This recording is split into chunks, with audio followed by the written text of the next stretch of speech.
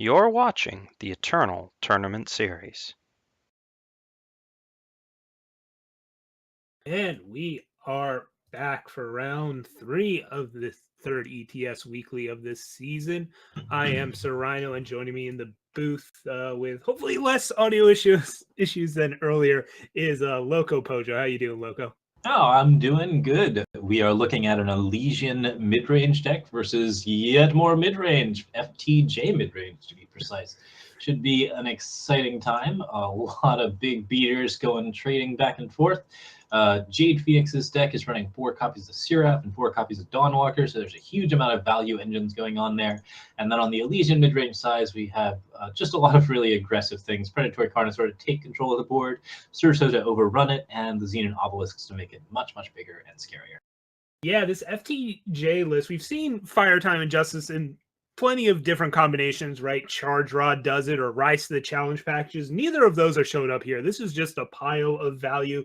Lots of weird numbers as far as 2 ofs and what's a 3 of and what's a 4 of. But hey, they're all good, whatever combination you draw it in. As long as you can cast them, it should work out. I think the big story of this matchup will be that crystallized, a pair of them lurking in BenBuford's Elysian list. And that'll be something JadePhoenix has to keep in mind at all points is, can I handle the crystallize? Am I well set up for it? I've got 4 Sandstorm Titans. I've got 2 Icarias. That's it as far as things with endurance. Everything else is going to get stunned.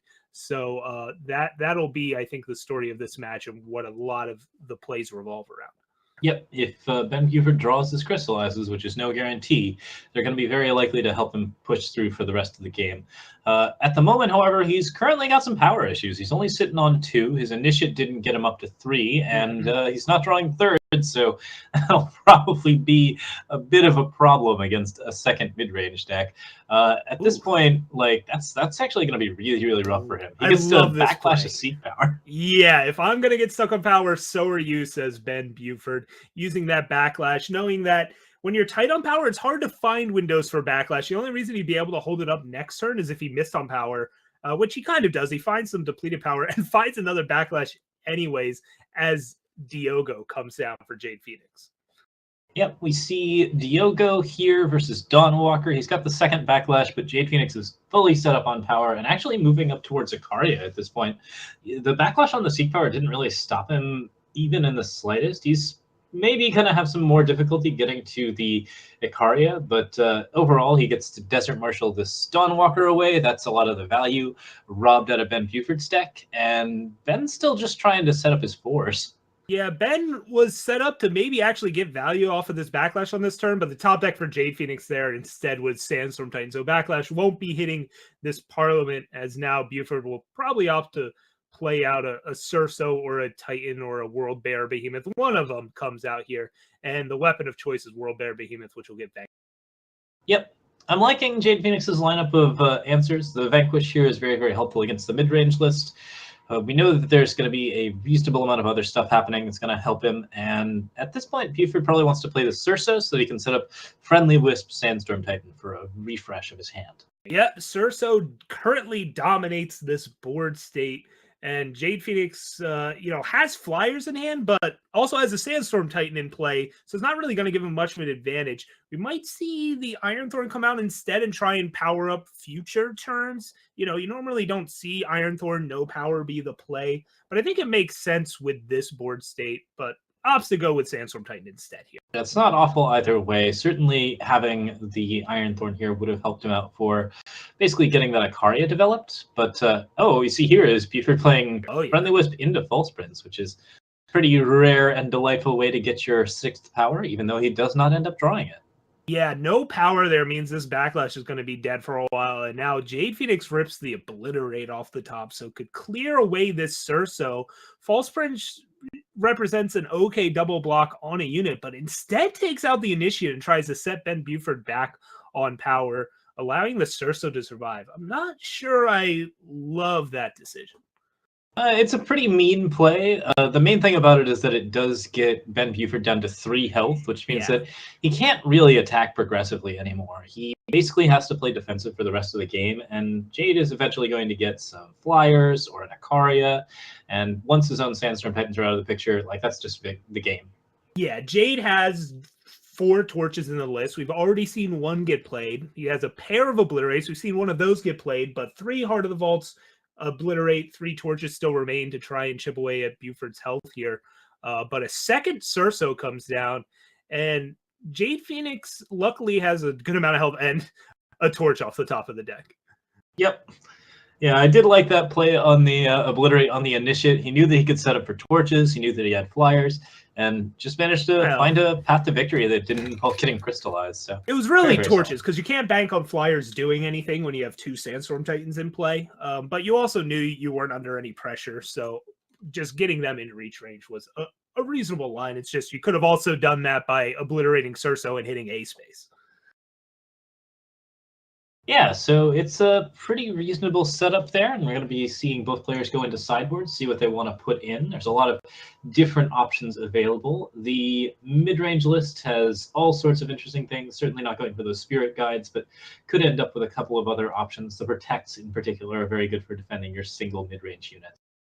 He's considering Stand Together against that Crystallize, but I don't think that that's coming in either, and we're going to see if he's just going to try and run out value.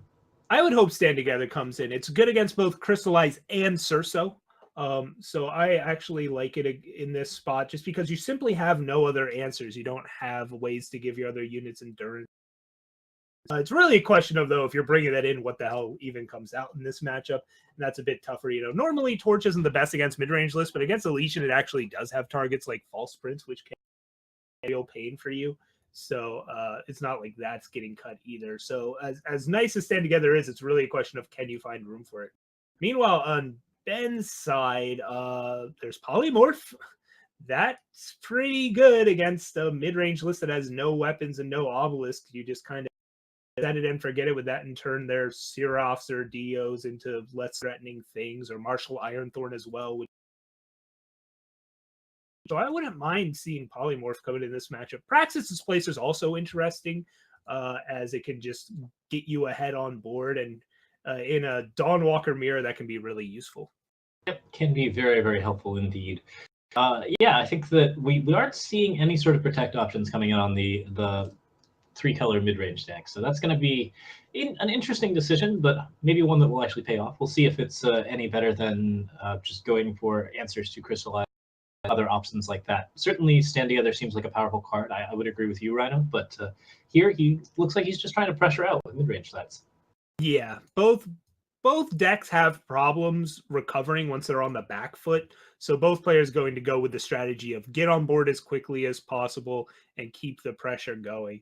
As either player, if they fall behind, it's tough to catch up when both of you are just playing a unit per turn, essentially. Yep, we see Crest of Wisdom, Seed of Wisdom here for BenBuford. He's got power for once, but he's not going to be able to play anything on curve. Nonetheless, that False Prince is a pretty nice start, and playing Friendly Wisp into False Prince would be really, really solid for him at some point. Yeah, meanwhile, on the other side, we see JadePhoenix brought in the Scorpion Wasp. It's a little more reactive than I'd like here, but against a deck with Xenon initiations and things like that, it can be a useful. It's not going to answer your biggest headache, though, which I would think is Cerso. Cerso is definitely a problem. Here, Ben is looking at 2 False Princes, neither of which are coming down on turn 3, which is pretty rough considering, the matchup is up against Sandstorm Titan and other things, but nonetheless, he's going to be able to get the obelisks down on those, so they have to be answered, and they're most likely going to soak Vanquishes, which is really, really good for him. Ben opting to not play out Friendly Wisp there, even though he knew he could play Friendly Wisp or False Prince the next turn, instead trying to hold it so he could actually combo it, especially with JadePhoenix not presenting much pressure. I'm okay with slow rolling it there. The big thing here will be these Xenon obelisks. When you've got a pile of Sandstorm Titans against another pile of Sandstorm Titans, making all of your Titans one bigger is a big difference. Yep. I really like this Praxis Displacer here. It's just a great way to start pushing damage and being the beatdown, and it's just a really solid answer to a big mid-range list like this. Yep, so here we see the Scorpion Wasp came out. You still took 4 damage. You only traded it for a False Prince, so BenBuford doing a good job of holding on to this board. And here we see the power of Praxis Displacer. Bounces that Dino back to hand. JadePhoenix has a pair of Heart of the Vaults in hand, but they're currently not castable. Does not have that third fire source. But we'll get to replay the Behemoth and have the power to vanquish Sandstorm Titan by drawing undepleted power there in that Justice City. Yeah, Predatory Carnosaur looks pretty nice, but Buford's only major play here is to use a Friendly Wisp to get a False Prince out, and that allows him to block, but not really deal with World Bear Behemoth. JadePhoenix is going to get the first power worth of development, and if he can find something to capitalize on that with, then that's pretty solid. And Parliament might be the answer. Buford could have gone for the double block there, but maybe didn't want to get blown out by something like Torch, so instead opted to take all the damage from World Bear Behemoth. And JadePhoenix goes with a Heart of Vault, taking out Praxis Displacer and a reduced cost Seraph that can come down, and has a great Parliament that'll make 2 Owls lined up for next turn. Buford hits depleted power, so Cerso plus Initiation not an option here. And Carnosaur at least answers Seraph cleanly, but it's not going to help you with the Behemoth and Heart of the Vault that are pressuring you right now. Yep, it's a pretty tricky situation. I think he has to go for the Seraph here, but with JadePhoenix playing down the Parliament probably next turn, he's going to be pushing an awful lot of damage, and BenBuford's only real defense here is to block with both the Friendly Wisp and the False Prince against the Heart of the Vault, which still doesn't answer World Bear Behemoth, which is getting bigger. Yeah, so Heart of the Vault will come down first to take out the 1/1 flyer, deny that double block opportunity. And this is where maybe BenBuford's wishing he had blocked with False Prince the last turn. Now, of course, there is the chance that Buford can line up a lethal here. Cerso plus Xenon Initiation represents a lot of damage, but this Vanquish will shut down that chance. Because Cerso with Initiation is what, 5 damage there, plus the 11. It would have been exactly lethal. So that Vanquish was huge. Yep, we see Cerso come down. She can Xenon Initiation 1 card. That'll get a good 5 damage through, and then 2 Obelisks pushes like another 10. So there's a possibility here for victory, but I don't think it's a very strong one. I don't think that there's actually a way that Ben can get the numbers to line up for him. Yeah, it's like Cerso here will eat up the dinosaur, push through 5 damage, but now False Prince is going to have to chump block here if he has the chance, and JadePhoenix draws a Seek Power for turn. Yeah, double Obelisk would actually be victory if JadePhoenix didn't play anything this turn, but I'm guessing we're going to see something played this turn. Yeah, there is more than just a little something, as Great Parliament with 12 power in play means 3 Owls is what the doctor ordered. BenBuford finds a Permafrost, but that's not going to do it. Played to his outs, but it just wasn't quite good enough, and BenBuford goes down 0-2. Yeah, so we talked about how we thought Crystallize could be the key for that matchup, but Ben never quite got the right board states for it, although that last match it would have done quite a bit of work. And, I don't think he ever drew the Crystallize. Yeah, so JadePhoenix takes that match, just those having a lot of timely vanquishes being the real difference maker in that matchup. BenBuford just simply didn't have anything to the level of vanquish to match. His power curve was fairly awkward. He just never really got things out on in a timely fashion, and that really meant that he was playing reactively the entire time, which is not what you want to be doing when you're playing Sandstorm Titan versus Sandstorm Titan. Yeah, it can be really tough to beat. Yeah, the match opened up decently for him. It was really just all that depleted power delaying False Princes really hurt him. And then when he seemed like he finally had the board by using the Praxis Displacer, Heart of the Vault managed to swing it back into JadePhoenix's favor. So, Heart of the Vault turns out pretty strong card. So we'll see if we have any other matches available, because that was a pretty quick one. So we're working on some backup matches. Yeah, what have you been playing lately, Pojo? What's been treating you well on ladder? Oh, goodness. I've been playing a lot of sort of interesting monocolored decks lately. I've been fiddling around with Justice monocolor with big flyers. I've been playing Big Shadow monocolor with Shadowlands Tyrant. I've been really just delighted by that engine. Overall, he's just a really, really solid way to answer the Stonescar decks on ladder, and that's just been a lot of fun to play with.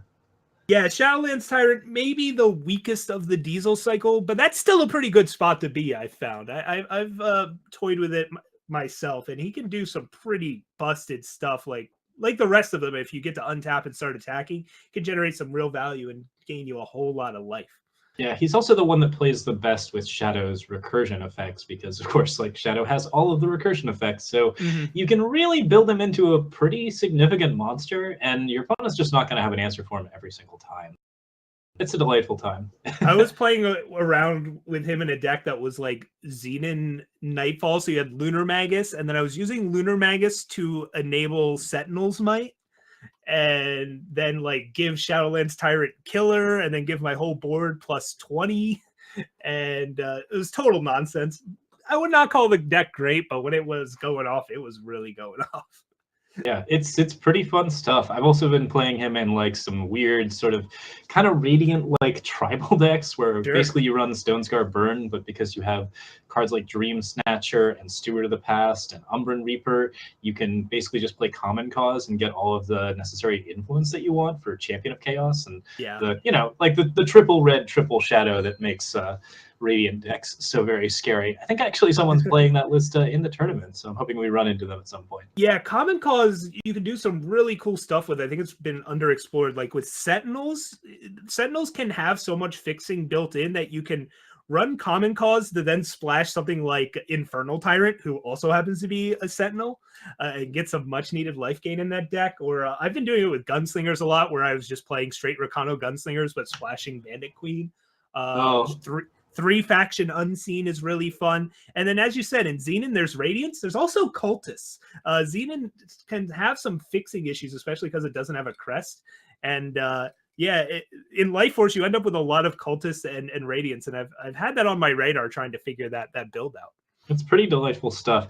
I had a draft, I think just yesterday, perhaps the day before, where we were playing Infernal Tyrant, and then we had two of the Bond, Charge Bond 5/3s, and just had all of that in a 3-color deck. It was a just delightful mess. So, very, very good times. I'm enjoying the new draft format tremendously, although I haven't quite picked up what I need to do to make it, a consistent 7 runs.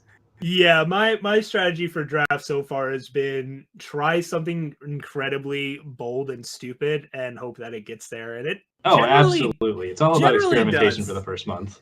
Yeah, this format really does reward just going deep. Like Synergy has some obscene payoffs thanks to mechanics like Bond and Ally. It's pretty exciting. But I'm getting word that even with how fast that match was, we don't have any backup matchups. I guess players are just playing fast and quick and efficiently. So we're gonna take a little break here, but we've got some cool like new content that we're experimenting with as far as between the rounds content goes. So we've got this sweet deck tech that some of the team here on aReNGee Eternal threw together. So we're gonna cut to that, and then we'll be back with round 4 after this break. See you guys soon.